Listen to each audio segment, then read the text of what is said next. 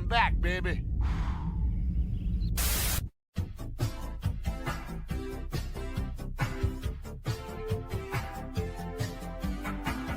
Hello, beautiful freaks and mutants, and welcome back to TV Oddities, the show where I dig up a whole bunch of TV crap and force you to watch. So, what are we watching today? In July of 2002, TV Guide named Woops the 42nd worst TV show of all time, and referred to it as a post-apocalyptic Gilligan's Island. I remember reading that article back when I was a little turtle elf thing or whatever. Let's go back there for a minute. Oh boy, I feel a flashback coming on. Ah, there, yeah, see? I told you so. A post-apocalyptic Gilligan's Island. I sure would like to watch that show. Why the hell did I watch that show? In the first episode, we discover the cause of the apocalypse. In a small town in America's heartland, a parade was being held. The people ate hot dogs, listened to martial tunes played by the local high school band, and craned their necks to admire the latest in high-tech weaponry from nearby Fort Pratt. But at the very moment the homecoming queen was receiving a deservedly warm reception from the crowd, some darn kids were playing near one of the missiles. Launch commit. Retaliation was swift. Fail-safe and doomsday mechanisms kicked in exactly as programmed. And in less than 50 minutes, but for a handful of survivors, the world had been destroyed. Looking back on it, it had to be considered a bad parade. Then meet our survivors. Mark Braddock, played by Evan Handler, a school teacher saved from the blast by his mighty Volvo. The Volvo proved even safer than advertised. Jack Connors, played by Fred Applegate, a homeless man living under an overpass at the time of the explosion. Where am I? You've passed on, and this is heaven. Really? No, I'm putting you on. The world was destroyed, and we're the survivors. Jack is something of a practical joker, as in practically all of his jokes are not funny. How about some grilled chicken, a little Dijon mustard, some melted cheese? Would you like that? Yeah. So would I. Alice McConnell, played by Megan Fay, a progressive feminist stereotype. She was in the basement of her feminist bookstore during the blast, the basement having been converted from an old bomb shelter. If I had not run out of tape, I would have been behind the counter, crushed under a pile of gender-free dictionaries. Curtis Thorpe, played by Lane Davies, a rich yuppie Wall Street douchebag whose business acumen means nothing in today's post-apocalyptic world. So you didn't happen to hear what the market closed at? The emergency broadcast system didn't mention it. He survived the blast from the vault in his office. There's someone else. My God, there's someone else. It's an incredibly beautiful woman. Really? No, just kidding. I can't see a thing. And Frederick Ross, played by Cleavant Derricks. Tell me something. I'm the only black person here, aren't I? There are no others upstairs, out back. Lovely. Wall-to-wall white people, child. A pathologist working underground in the morgue at the time of the blast. As a member of another oppressed minority, women, I understand all too well how uncomfortable you must be feeling now, but please be assured that you are welcome here, O son of Africa. You got a basement? Maybe there's some black people in the basement. So they awkwardly discuss how to rebuild society. I thought the society we had was pretty just. I had a mansion and a cellular phone. And he lived under a highway. I said pretty just. And ultimately decide to start by planting some crops. They argue about who should be in charge, and with a resounding they decide that Mark is the least objectionable. Oh, gee, I don't know what to say. They struggle working together, and the arguing continues on into dinner. But then we get interrupted by our final survivor. It's an incredibly beautiful woman. Jack, please. No, I'm not kidding. No, you are not kidding. It's Suzanne Skillman, played by Moretta Garrity, a former manicurist for an upscale salon. There's something really weird going on out there. All the buildings are gone, and it's like everyone's left town. She's the stereotypical pretty but dumb girl who all the men fawn over. I thought I recognized those lovely digits. Hi, I'm Curtis Thorpe. I'll never understand it. All you humans are kinda ugly, if you ask me. She never explains how she survived the blast. She didn't even seem to realize there was one. But then we get interrupted again by a giant spider. It must be some sort of mutation, a result of the radioactivity. You think? The spider grabs Alice and the rest of the group come together to rescue her. And with that, this unlikely group of idiots are now ready to rebuild society. Or something like that.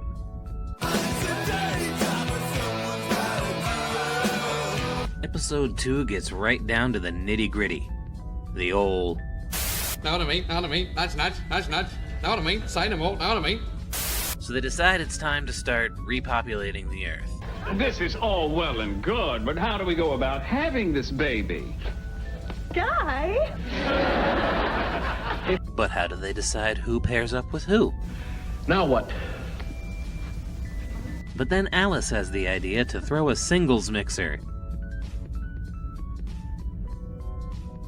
God, that must have sounded so much better in her head. Welcome, Mark. So glad you could make the mixer. I juggled a few things. Then the group scientifically decide that Mark and Alice should bring in the new generation. Congratulations, Alice. Oh, our baby's gonna have a really good personality. But when it comes down to business time, it's business. It's business time. Oh, yeah. Mark is unable to perform. So after many jabs at Mark's inability to rise to the occasion... Well, my friend, looks like you've been vacationing in Lake Flaccid. The group decides now's not the best time to bring children into this post-apocalyptic world. Episode 3, The Root of All Evil, or... The group gets tired of sharing everything, so they decide to divide all the items in the farm amongst themselves. You know, I've been thinking for some time we should establish ownership of items here on the farm. Previous owners were no doubt vaporized. I can't foresee litigation. So when someone inevitably wants another person's item, the gang create a capitalistic society based around the garbage bag twist tie as their currency. Garbage bag twist tie. There's thousands in here. Wow, we're rich. The new economy starts off with a bang. Mark handwrites his own newsletter. Alice opens up a restaurant in the kitchen. Frederick opens up his own private practice. Suzanne opens up a nail salon. And Jack opens a dance school with the last record left on Earth, The Ballad of the Green Beret. He's not making any twist ties. Meanwhile, in an effort to simplify his life, Curtis is content with his rocking chair, his toolbox, and his whittling. I'm just content rocking in a whittling. That's what this is, right? Sometimes I whittles the future.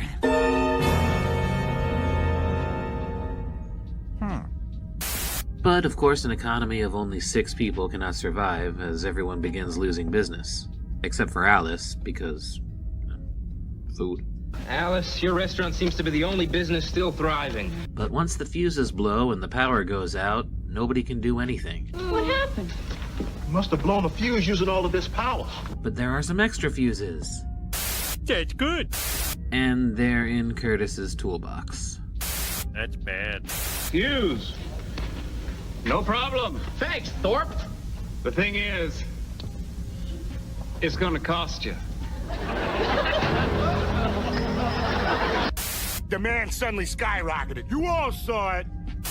With his newfound wealth, Curtis buys up all the other businesses, except for Alice's restaurant. The others are forced to work as mindless slave drones for Curtis, earning a mere pittance for their labor. Since when is it only 2? I raised the rent on your hoe. If you don't like it, you don't have to work for me.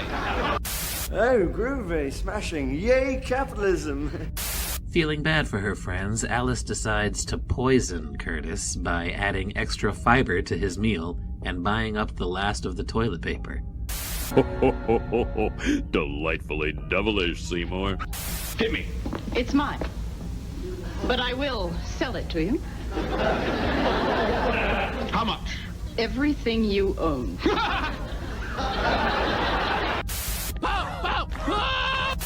Alice immediately goes mad with power, so the others decide to throw her down a well.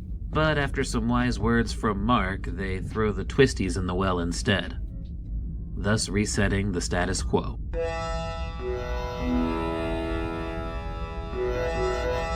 As told through a flashback by Mark, the gang suddenly finds a mysterious bush. Bush.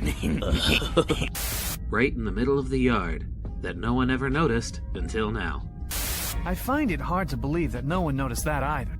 Oh, look! It's got all these cute little berries. They try to eat the berries, but find them too hard to bite. What a jip! You can't bite into them. But smashing them on one's head can be done simply, like so.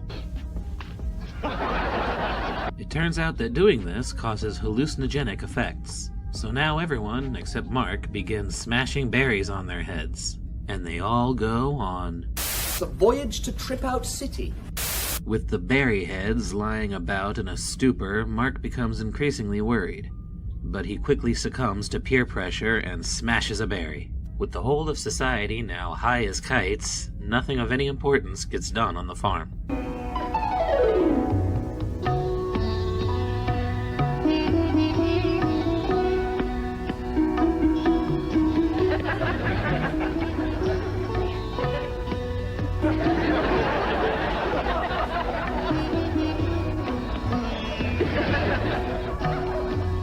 The novelty of the berries soon wears off, and the group realize they've killed their crops due to neglect. Hey! How come the corn's all brown and lying on its side? It would appear we stopped watering it. They all decide to give up the berries for good, except Mark, who is now blissfully unaware. Mark? Did you do some berries this morning? I might have done 1 or 2. Why? Whoa! The group tries to actually get some work done, but with Mark still all hopped up on Goofenthal, it gets difficult.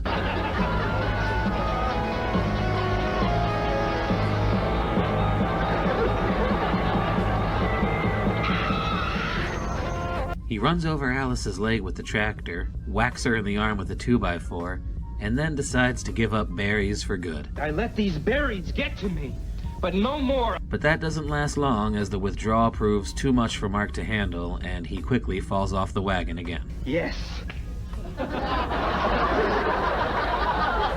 After assaulting Suzanne, the group has finally had enough.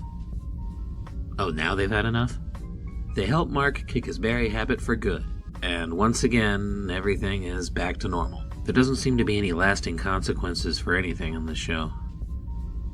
Except, of course, the whole apocalypse thing. Rise and fall through all. The tractor is out of commission, but the guys don't mind because they've been making Alice plow the fields herself. You guys, I don't know if I can do another acre.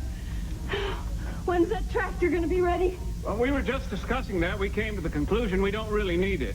But at least the melon harvest is bountiful. The first harvest of our new world.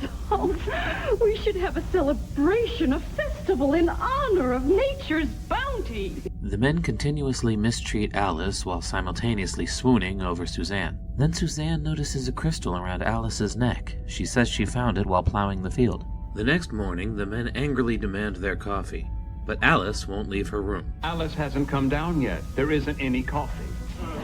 Maybe Suzanne knows how to make it. Well, when she gets up in another 7 hours, we can ask her. Mark decides to find out what's wrong, and Alice tells him that she's had a bit of a reaction to the crystal. Yep, somehow the crystal gave her giant breasts. Of course, all of this causes the men to treat Alice differently. Whoa, Missy, what do you think you're doing? Plowing as usual. Good God, woman, you're not a beast of burden. Someone else will do the plowing. And with the men drooling over Alice's new assets, Suzanne becomes the new whipping girl, which she totally takes in stride. Alice, now loving the attention, plans that on the night of their melon harvest festival, they cap off the festivities with a beauty pageant. Damn my vanity. As the party moves on, Alice prepares in the barn for her big moment, and that's when she confides in Mark, but he tries to explain to her that the men are just objectifying her and this is not really what she wants. Ignoring him, Alice decides to cut a melon in half and stuff it down her shirt. As the men cheer and hoot for her, she sees them for what they really are. Dogs. Or werewolves? She realizes she doesn't want to be objectified, drops her melons, and once again the status quo is restored.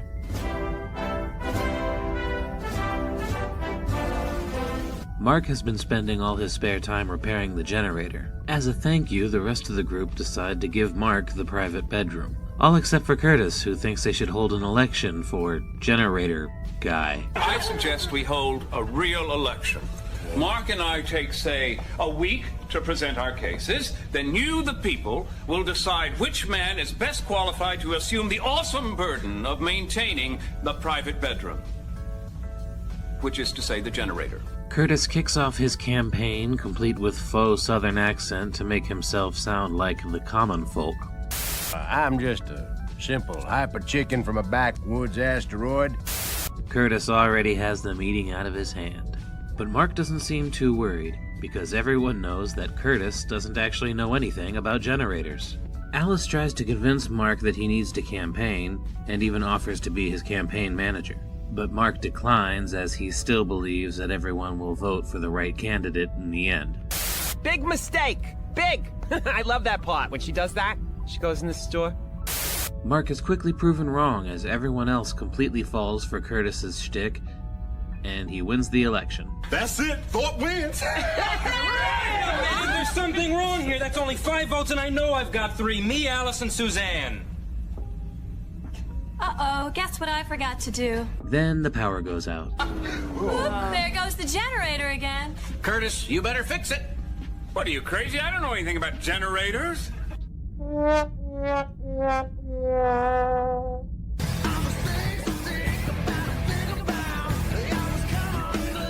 The survivors start off by pulling chores from a hat. Curtis has to clean the septic tank. He refuses at first. I refuse. You can't. It's your duty. Only some of it. But then does what he must for the good of the group. Suzanne asks him if he wants to take off his tie. No! I'm sorry. I mean, no! He says his tie is the last thing that connects him to being a big-shot Wall Street stock guy or something. He cleans the septic tank spotless, but after he emerges from the shower...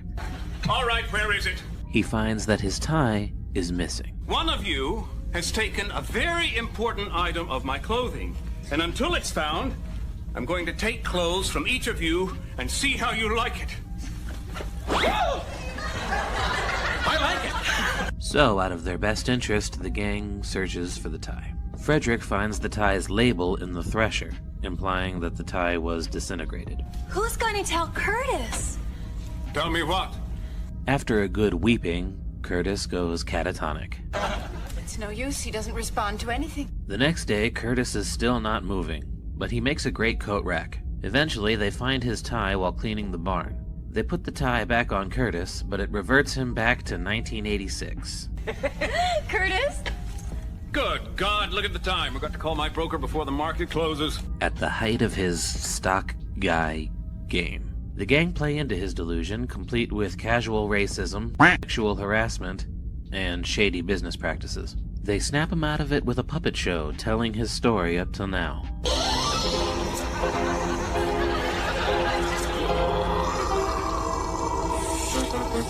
Feeling ashamed and embarrassed of his actions, the group show Curtis some sympathy. Curtis then manages to bring himself back up by reminding everyone else of how much they lost. The world is still over, everyone is depressed, and the rightful order has been restored.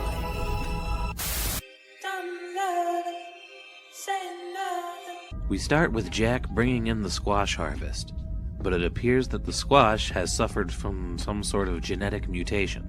This doesn't look like any squash I've ever seen. Suzanne seems to believe that they are mood squash. Mood squash? Their shape and color being a result of their mood. Like this is a happy squash. This is an angry squash. Curtis calls her an idiot, and Jack immediately jumps to her defense. Now wait just a pretty minute here. I wouldn't be so quick to dismiss Suzanne. Over the next few days, the gang notices Suzanne acting a bit peculiar. She's been more clumsy, lost in her own head, and has no appetite. Well, I'm full. If anybody wants me, I'll be up in my room. Alice suggests that Suzanne may be in love. Of course, the men all assume it's themselves, but then Alice interjects, why couldn't it be her? Not that I'd respond, of course. I'd let her down gently with the sensitivity that only two women can share. Anyway, they're right. Suzanne is in love with one of them. And of course, it's the only one that actually stood up for her, Jack. Oh my God. Jack and Suzanne go on a whirlwind romance. The rest of the group disapproves, but they soon concede once they see how happy Jack and Suzanne are together. The couple move into the barn together and invite everyone else over for a barn warming party. Well, I love what you've done with the place. Now, didn't this hay bale used to be over there? Everything looks nice on the surface, but there is some underlying tension going on. It seems Jack's need to explore and scrounge is starting to come between him and Suzanne. The relationship soon gets toxic. They fight, they break up, Jack manipulates Suzanne into taking him back. It's a mess. In the end, Suzanne sets Jack free to go off and live his hobo life. It's Thanksgiving, Thanksgiving for everybody, except for Europeans. The survivors are chopping firewood when all of a sudden they spot...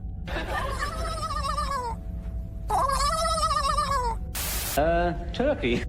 Mark tells everyone that he's been keeping track of the date, and it's almost Thanksgiving. Jack sets up an overly elaborate trap to try and catch the turkey. What the hell?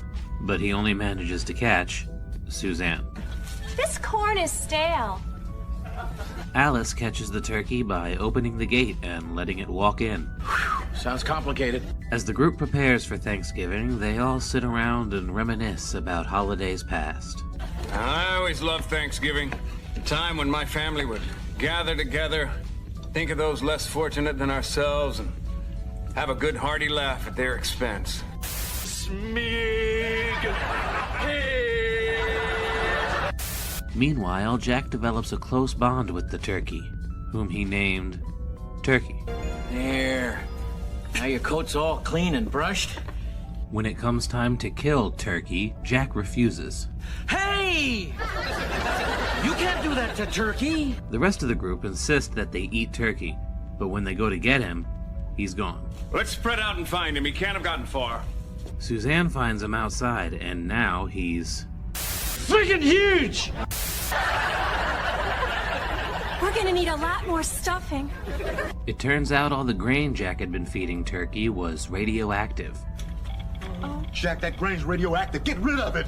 Now terrified of the giant turkey, the group huddle together in the barn. Jack tries to reason with Turkey. It's all just a big misunderstanding. Let me go out and talk to him. I'm sure I can clear it up. But when Turkey tries to eat him, Jack comes to the realization that Turkey may not be as nice as he thought. Turkey must die. Jack decides that he himself must take Turkey down. He armors himself up with blades, saws, barbed wire, and a helmet covered in antacids. Flop, flop, fizz, fizz. Oh, what a relief it is. As Jack attempts to get Turkey to swallow him, it begins to rain. Oh no! Rain! It'll neutralize the antacid! Just then, Turkey looks up, with his mouth wide open, and drowns himself. The group feels guilty about eating Turkey, but Jack insists that Turkey would want them to enjoy their meal. I say we owe it to Turkey to enjoy this meal, but with a sense of respect and reverence. Well said, Jack. He then raises his chainsaw to carve the giant bird.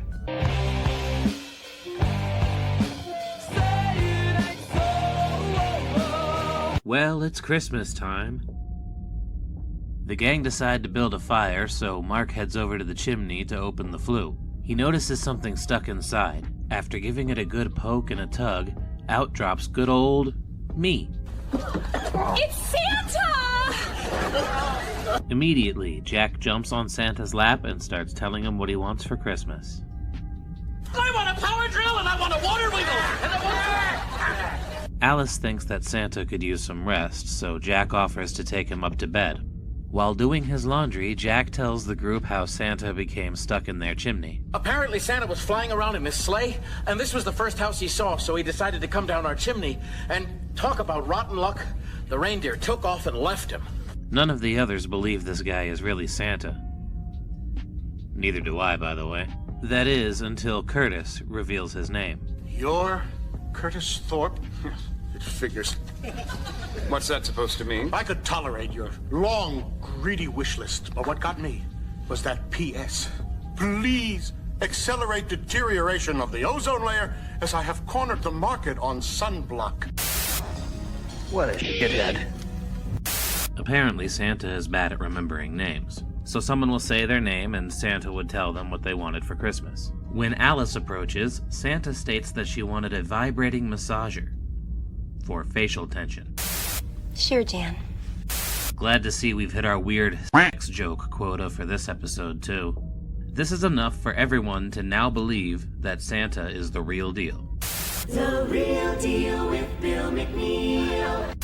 Anyway, the gang noticed that Santa seems really depressed. You know, what with everyone being dead and all. It's the end of the world that's got you down, isn't it, Santa? So they move up their Christmas celebration to help lift his spirits. The gang sing Christmas carols and Santa hits the eggnog hard. During a Deck the Halls sing-along, Santa blurts out, I killed Mrs. Claus and all the elves!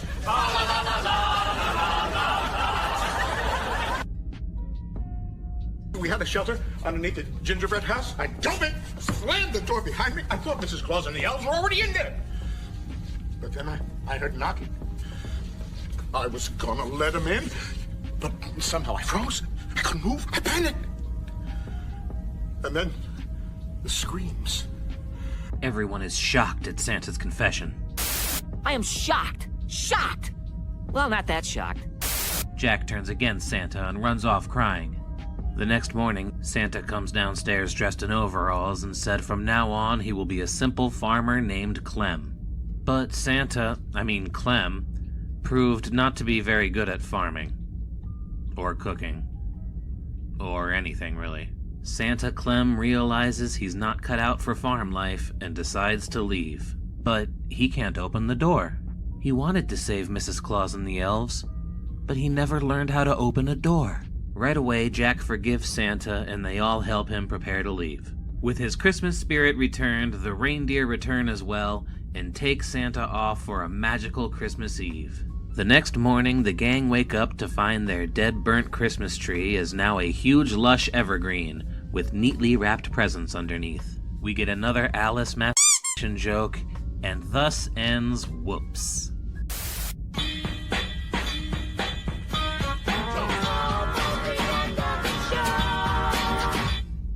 When they say something is a product of its time, this is what they're talking about.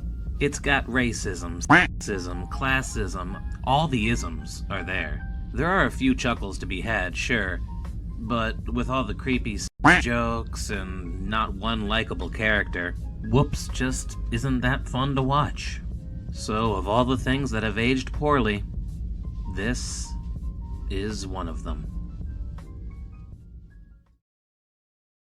Alright, I know I've been gone a long time, but I'm gonna try to get on a real schedule now. Okay? But what I need you to do is kick that like button in the ass. Fine. Now, where's the ass on this thing? And subscribe, why not? And I'll catch you mutants next time.